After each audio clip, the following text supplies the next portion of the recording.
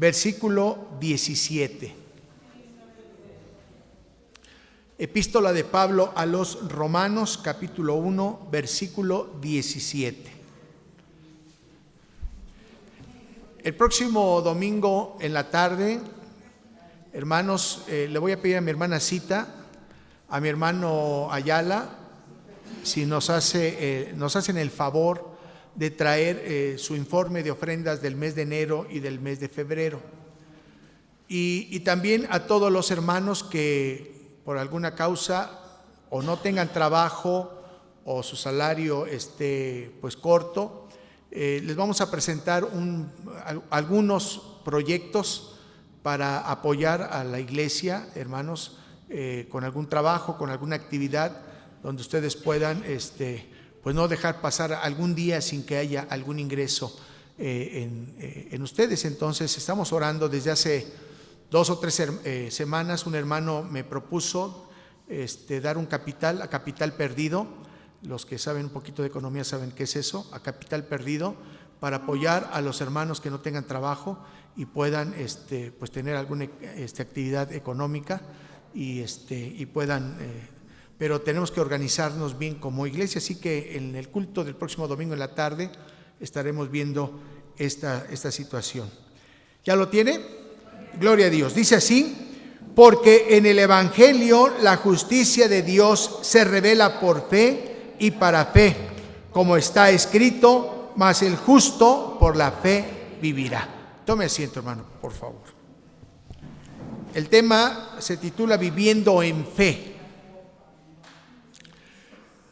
Tal vez usted escuchó o vio en las noticias que una señora llamada Karim Macías Tubilla, que es la esposa del exgobernador de Veracruz, encontraron en la ciudad de Jalapa una bodega y algunas libretas donde ella iba anotando muchas cosas, y en una de ellas anotó sí merezco abundancia. Pero parece ser que no lo escribió una vez, sino que llenó varios renglones: sí merezco abundancia, sí merezco abundancia, sí merezco abundancia. Esta mujer es de la clase alta de Veracruz, familia de abolengo. Se casó con este señor que fue gobernador de Veracruz, que era de clase media baja más bien, y algunos comentaristas dicen no entendemos cómo llegaron a casarse. Bueno, se conocieron en la Universidad Iberoamericana y se conocieron y se casaron. ¿Y por qué les digo esto? Que Karime Macías Tubillas escribió sí merezco abundancia, porque pareciera que ella, en el pensamiento actual de los mantras y de el pensamiento positivo y todo esto, pareciera que escribiendo muchas veces una cosa se iba a dar, iba a suceder. Y pareciera que esto no tiene nada que ver con nosotros los cristianos, pero quiero decirles que desde hace muchos años hay una corriente que le llaman teología de la fe o movimiento de la fe, donde los grandes predicadores de esta situación, quiero decir paracristiana, utilizan esto de la confesión positiva. Ellos dicen que Dios tuvo la idea de la creación, y esa idea lo tuvo en su pensamiento, obviamente, y después lo transformó en acción a través de la palabra, a través de la voz. Por eso es que ellos dicen o hablan mucho acerca de declarar. Yo declaro, yo decreto, porque dicen que estas confesiones activan las leyes espirituales. Y van un poquito más lejos. Dicen que al momento de declarar, de pensar así positivamente, o sea, usted tiene un pensamiento, no sé, yo deseo un trabajo donde me paguen 100,000 pesos al mes, y así ya lo tiene en su pensamiento, lo empieza a pensar mucho, y a la hora de pensarlo mucho, dicen estas personas, lo declara, lo expresa, y entonces empuja a Dios para que Dios le conceda esta situación. Estas confesiones activan las leyes espirituales, y hay un predicador de los más connotados de esta línea que se llama Kenneth Copeland, que escribió un libro, La fuerza de la fe. Si lo ve aquí en la librería, no lo compre. Si lo ve en la librería de Portales, no lo compre. Si lo ve en Maranata, no lo compre, porque es, hermanos, herejía. Es herejía pura, la fuerza de la fe. Son ideas que están medio pintaditas de Biblia, pintaditas como que se refieren a Dios, pero eso es, hermanos, confesión positiva. La confesión positiva surgió en el siglo XIX a finales, y, hermanos, eso no es absolutamente nada de cristiano. Ellos dicen que la vida es como una moneda. Si uno tiene fe activa en Dios, Dios concede las cosas, y si uno tiene temor, entonces el que actúa es Satanás. A través de las palabras, dice, vamos a recibir o la bendición de Dios o la esclavitud acerca de Satanás. Por eso ellos hablan acerca de estas confesiones positivas. No sé si usted en algún momento, en el 1440, hay un canal de televisión aparentemente cristiano, donde salen algunos cristianos, otros son primos y otros no son ni siquiera de la familia, que hablan de la Biblia, pero hablan acerca de esta cuestión de declarar, de decretar. Tengamos mucho cuidado con esto. ¿Por qué acabo de hacer esta introducción? Porque el tema habla acerca de la fe. Y la fe no tiene nada que ver con esto que estas personas enseñan. La palabra fe, hermanos, es pistis en griego, y que por primera vez apareció en la Biblia, así como fe, como creer, en el libro del Génesis, capítulo 15, cuando Abraham Dios le habla, y dice la Biblia, y Abraham creyó en Dios y le fue contado por justicia. Es la primera vez que aparece la palabra creer o fe, que está muy ligado, hermanos, muy ligado esta palabra a la obediencia. Cuando se habla de fe, hermanos, está muy ligado al concepto de obediencia. En el capítulo 1 de Romanos, versículo 5, encontramos ahí nuevamente la palabra fe. Y por quien recibimos la gracia y el apostolado para la obediencia a la fe en todas las naciones por amor de su nombre. Esta acepción de fe no solamente es el creer, el confiar en Dios. Cuando habla acerca de la obediencia a la fe, es acerca de la doctrina, es acerca de la enseñanza de parte de Dios a través de su Hijo Jesucristo y a través de los escritores bíblicos. Así que usted y yo tenemos la obligación, pero también el privilegio de poder leer, de poder escuchar, de poder entender, de poder estudiar acerca de la doctrina de Jesucristo, y usted está entonces recibiendo la fe que le invita a obedecer a Dios. Dice el Señor: el que guarda mis mandamientos y los obedece, este es el que me ama. Esto también es fe. Pero ¿por qué habla acerca del apostolado y de la gracia de nuestro Dios? Porque también fe es propagar, anunciar esta doctrina, esta enseñanza, este evangelio, y exaltar el nombre de Jesucristo. Muchos de estos líderes que se hacen llamar profetas, se hacen llamar apóstoles de la fe, generalmente ponen la vista de las personas en ellos mismos. Generalmente no le hablan a las congregaciones de Jesucristo y de su obra redentora. No les hablan acerca del compromiso de santidad que debemos de tener como hijos de Dios. No les hablan tampoco, hermanos, del compromiso que tenemos de anunciar el evangelio. y de esperar a Jesucristo en una segunda venida que viene por su iglesia. Todas estas doctrinas bíblicas las hacen a un lado y lo que hacen en sus congregaciones más que otra cosa es una especie de club del optimismo. Esas iglesias se convierten en un club de optimismo donde los líderes hacen que las personas se sientan bien. Tienen una hora y media de alabanza, pero de alabanza donde brincan, donde saltan, donde levantan las manos, donde lloran, y es todo a base de los sentimientos, de las emociones. Y es tanto el impacto en las emociones que las personas pierden la razón, no que se desmayan, bueno, sí, también les pegan aquí, se desmayan, pierden la razón en el sentido de que cuando les piden el dinero, les dicen siembra, pero no dice siembra la semilla del evangelio, no, siembra tu dinero porque el Señor te va a dar más, y mientras más siembres, más vas a tener. Ya les he comentado que ha habido gente que vende su casa y el importe se lo da al pastor, venden sus coches y se lo da al pastor, venden su herramienta y se lo dan al pastor o al líder. No quiero llamarle pastor para no desvirtuar este nombre, al líder. Así lo manejan. Eso no es fe. Eso no es fe. Dice el texto que acabamos de leer, y voy a leer un versículo antes.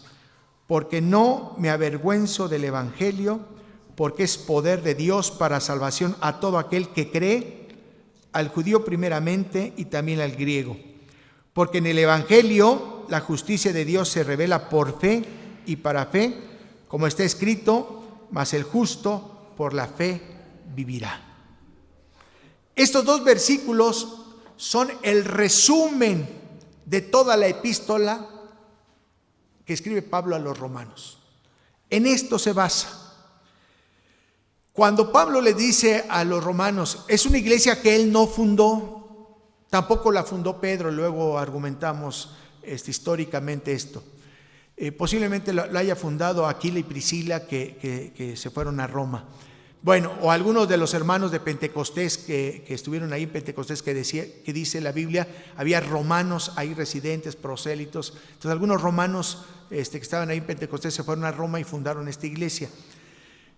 No la conocía Pablo, esta iglesia, esto es a los hermanos, pero les dice algo muy importante, porque en esta ciudad era la capital mundial, no solamente de las religiones, sino de la filosofía, del dinero, del poder, y no solamente de estas cuestiones, sino también de la inmoralidad. Y cuando el evangelio empieza a llegar a las ciudades de este tipo, y se empieza a hablar de un Jesús humillado, de un Jesús crucificado, de un Jesús muerto, la gente empieza a preguntarse, como se preguntaron los nativos originarios de aquí de México, cuando llegaron los españoles y vieron que el Dios de los españoles era alguien que estaba ahí crucificado y sangrante y todo maltrecho, ¿no? ¿Este es tu Dios? Cuando la predicación llegó en esa forma y se hablaba acerca de un Jesús humilde, muerto, Pablo tiene que decirles, porque no me avergüenzo del evangelio. Y da un porqué. Porque es poder de Dios. Cuando nosotros presentamos a Jesús en este sentido de Salvador, tenemos que complementar este mensaje porque aparece más en el Nuevo Testamento la palabra Señor para referirse a Jesús que la palabra Salvador. Entonces tenemos que hablar de Jesús como el Salvador, el que murió, pero tenemos que hablar de Jesús como el Señor que resucitó al tercer día y está sentado a la diestra del Padre, y que es Dios y que es el Señor de todas las cosas. No me avergüenzo del evangelio, no me avergüenzo de esta fe, de esta creencia, no me avergüenzo de esta doctrina, no me avergüenzo de esta enseñanza que me invita a perdonar, que me invita a ser humilde, que me invita a no depender del dinero, que me invita a no depender de la fama, que me invita a depender sí de Dios, que es poderoso para hacer todas las cosas. Hoy en la mañana decíamos en la escuela dominical que a pesar de que el pueblo de Israel vio todos los milagros que se mencionan en el libro del Éxodo, aún así no entraron a la tierra prometida.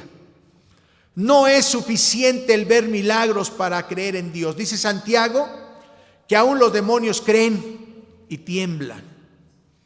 Esta fe se queda así chaparrita, esta creencia se queda chaparrita.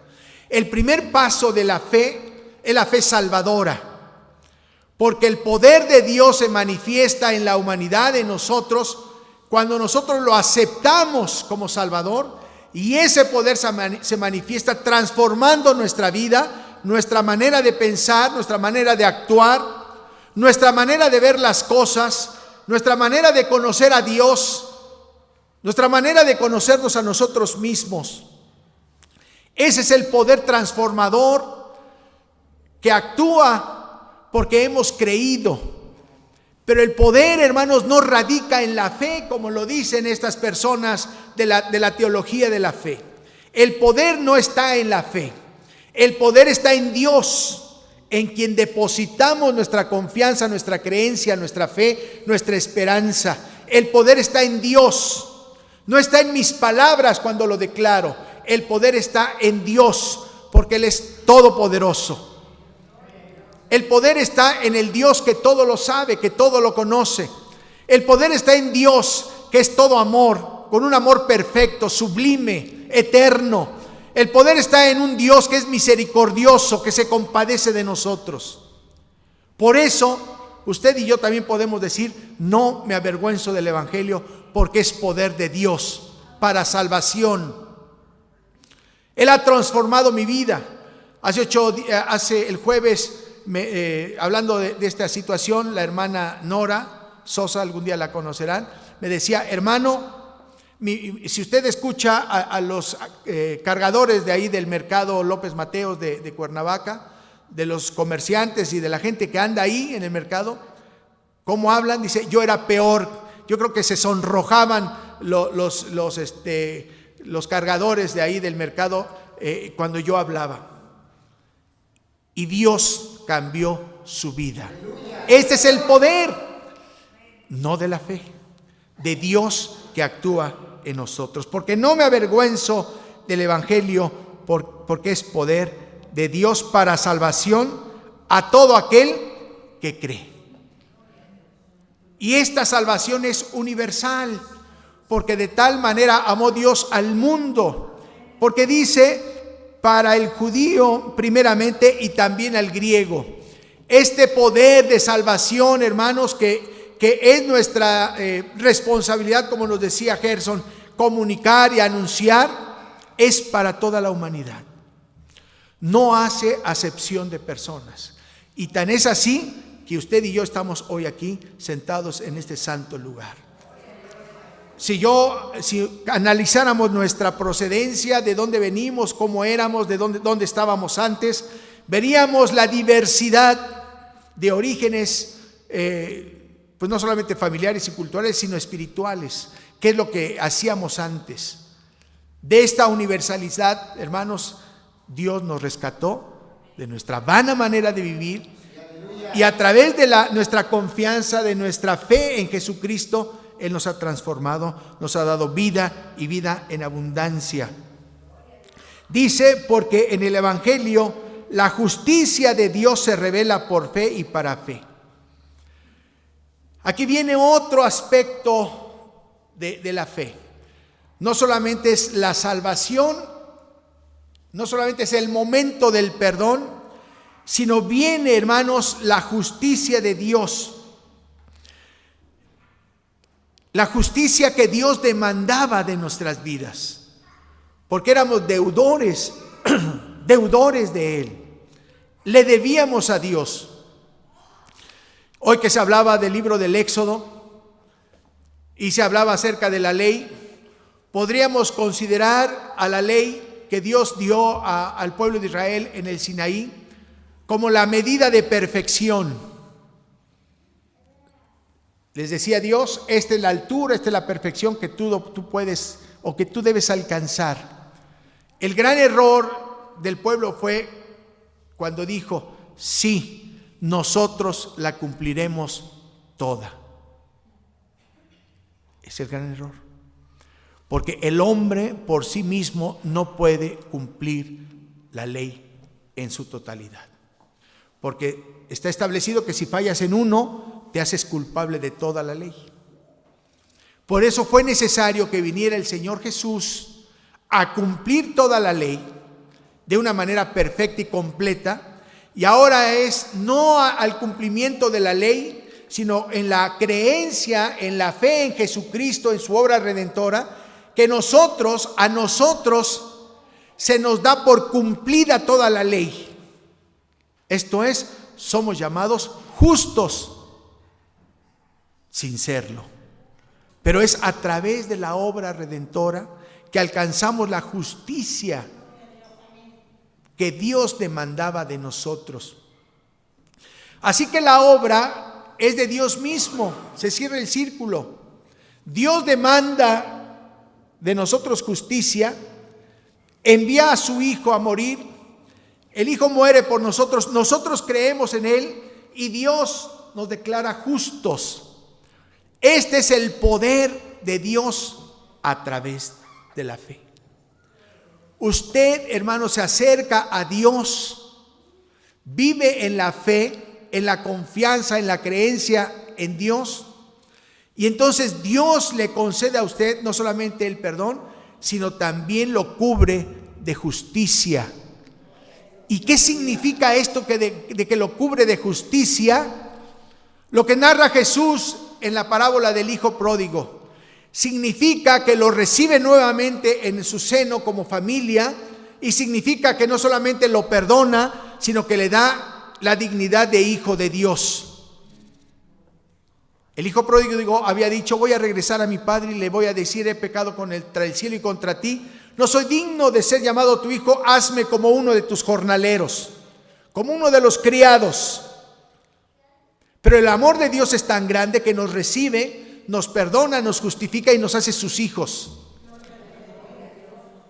Y nos invita al banquete. Maten la vaquita más gorda, ¿no? Y hagan un banquete, hagan fiesta. Y nos invita, hermanos, a entrar a la casa. Y nos invita a comer con Él. Y nos invita a participar de sus bendiciones. Y nos invita a estar con Él. Esto es la fe. Vivir en fe es vivir en la comunión con Dios. Es vivir en su bendición. Es vivir en la obediencia hacia Él. Es vivir en el trabajo con Él. Es vivir y participar en la iglesia. Es vivir y participar como familia. Es vivir y participar como hermanos en Cristo. Cuando usted llega aquí a esta iglesia, viene y saluda al Señor en oración aquí en el altar. Pero seguramente cuando usted se voltea y ve las bancas y ve a algún hermano, alguna hermana que no está, usted tiene que practicar el amor orando, pidiendo, confiando en Dios que Él va a tocar el corazón de los hermanos que no vienen, de los hermanos que están enfermos, de los hermanos de San Lorenzo. Hoy no vemos a ninguno de los hermanos de San Lorenzo. Usted tiene que abogar por ellos, usted tiene que pedir por ellos, con la confianza de que Dios es poderoso para hacer todas las cosas. Se revela por fe y para fe. Esta expresión ha tenido muchas, Calvino le ha dado una cierta interpretación. Dice que la primera parte dice: por fe es el hombre, para fe es Dios. Pero lo que yo creo que trató de decir Pablo a los romanos es que al repetir estas dos expresiones, por fe y para fe, nos trata de decir que nuestra confianza y nuestra esperanza, hermanos, está depositado en alguien que lo cumple todo, que lo complementa todo, que lo da todo por nosotros. Y por eso dice Pablo, refiriéndose a Habacuc 2:4, dice: mas está escrito, mas el justo por la fe vivirá. Tal vez usted lo refiera a la salvación, mas el justo por la fe vivirá, como lo hizo Lutero. Pero si nos vamos a Habacuc estaba viviendo en unos momentos muy difíciles.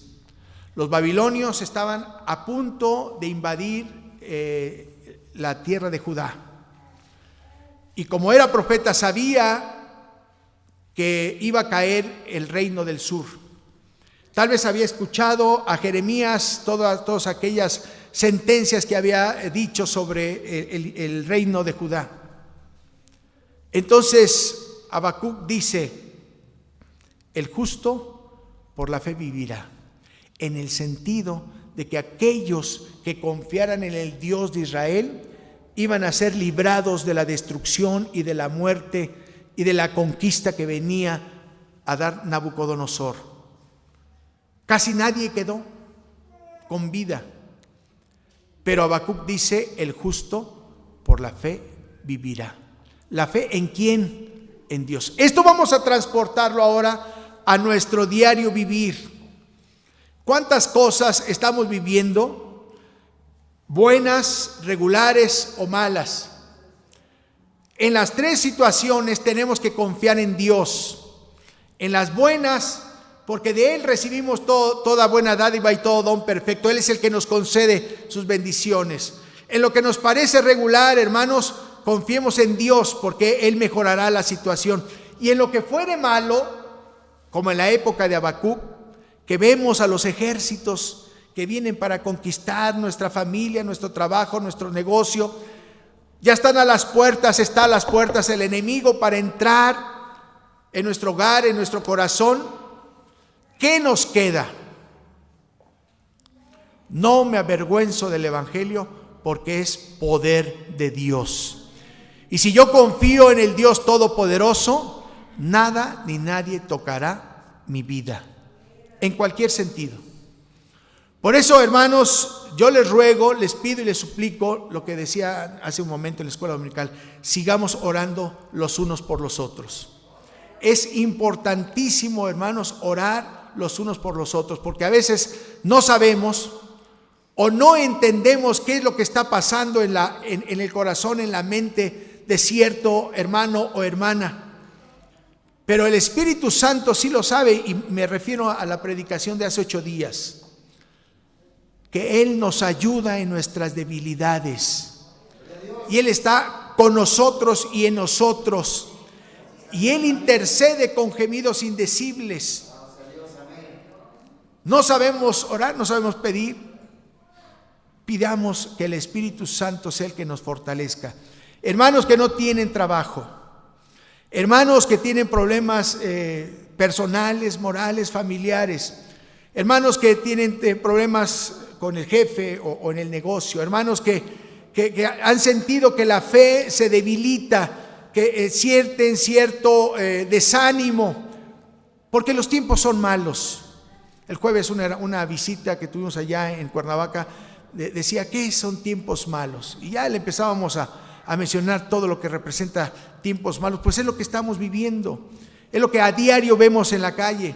Hoy vi la lona ahí que está aquí en la calle y pregunté, y alguien me dijo: es que trataron de robarse un niño del kinder, no sé de qué kinder o si de aquí cerca, trataron de robarse un niño, no sé si sea verdad, hermanos que viven por aquí. Esos son los tiempos malos. Son los tiempos malos. ¿Sí vieron la lona? ¿Ven a una persona quemada? Porque ahora dicen ojo por ojo. Ahora vemos letreros en otros lados que dicen, si te agarro, ¿no? ¿Cómo dice? Si te cachamos, te linchamos, algo así. Eso es lo que está pensando ahora la gente. Dice ahí: tomar la justicia por nuestras propias manos. Usted y yo estamos inmersos en esta sociedad podrida, en esta sociedad injusta, en esta sociedad mala. No en el sentido de que dice Donald Trump, ¿no? De Batman, de hombres malos, sino en realidad de una sociedad enferma y mala. ¿Qué tenemos que hacer? El justo por la fe vivirá, dice Habacuc. Estamos dentro, no podemos salir. No te ruego que los saques del mundo, ¿no? Sino que los guardes del mal. Confíe cada día en Dios. Deposite su confianza. No lleguemos a los ridículos de que otras iglesias paracristianas hacen de ciertos rituales. El otro día me dieron una oración ya escrita que tenía yo que leerla todas las mañanas para que me fuera bien, para que yo prosperara en mi negocio, para que fuera cuidado. Luego en Facebook aparece también que usted le hable al arcángel Miguel, o al arcángel Gabriel, o al arcángel Rafael, o al arcángel no sé quién más, para que le vaya bien. No, hermano, usted tiene al Dios vivo en su corazón. Confíe en Él, acérquese a Él todos los días y el Señor hará. Repito ya para terminar las dos partes que acabamos de leer.